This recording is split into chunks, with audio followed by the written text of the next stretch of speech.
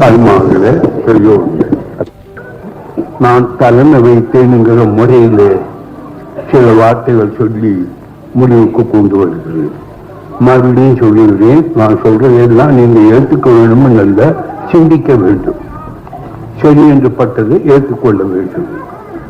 சாதாரணமாக சொல்லுகிறேன், இனிமேல் இந்த திருமணம்ங்கிற முறை கிரிமினலாக ஆக்க வேண்டும் என்று ஒரு வார்த்தை சொன்னேன். கல்யாணமே கூடாது, புருஷன் பொண்டாட்டியா வாழ்றாங்கிற ஒரு வாழ்க்கையே கூடாது. மனித சுதந்திரத்தோடு பிறந்தான். எனக்கு பொண்டாட்டிக்கு புருஷன் அடிமையாகணும், புருஷனுக்கு எனக்கு பொண்டாட்டி அடிமையாகணும். ரெண்டு பேருக்கும் இன்பம் காரணம் அவங்க இஷ்டம் போல அனுபவிச்சுக்கணும். கட்டுப்பாடு வேணும், ரெண்டு பேரோடவே இருந்துக்கணும். அப்புறம் கல்யாணத்தோட ஒருத்தருக்கு முடிச்சு போட்டுட்டு வாழ வேண்டுங்கிற அவசியம் என்ன? அதனால ஆளுக்கு லாபம்.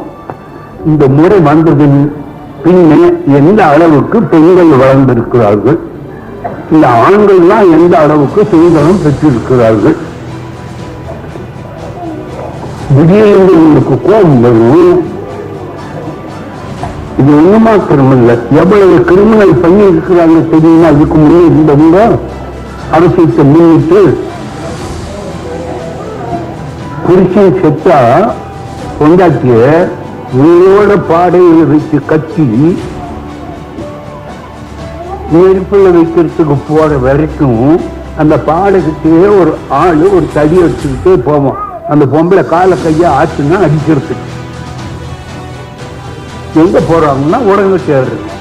அநேக பொம்பளை அவ பெருமையா நினைச்சுக்கிட்டு மோசத்துக்கு போகலாம்னு தானே போய் படுத்துக்கிறவங்களும் படுத்துக்குவா.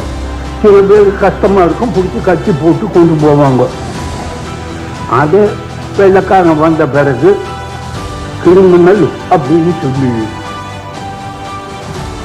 எது சாஸ்திரப்படி சம்பிரதாயப்படி நம்ம மரப்படி உயர்ந்த ஒரு தத்துவமாய் இருந்து நடந்து வந்த ஒரு காரியத்தை வெள்ளக்காரன் பார்த்த உடனே இது கிரிமினல், இது காட்டுமிராண்டி பசங்க கொலநாடு பசங்க வேலை அப்படின்னு சொல்லி சட்டம் பண்ணலாம்.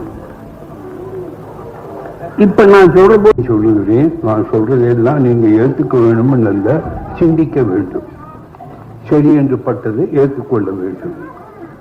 சாதாரணமாக சொல்லுகிறேன்,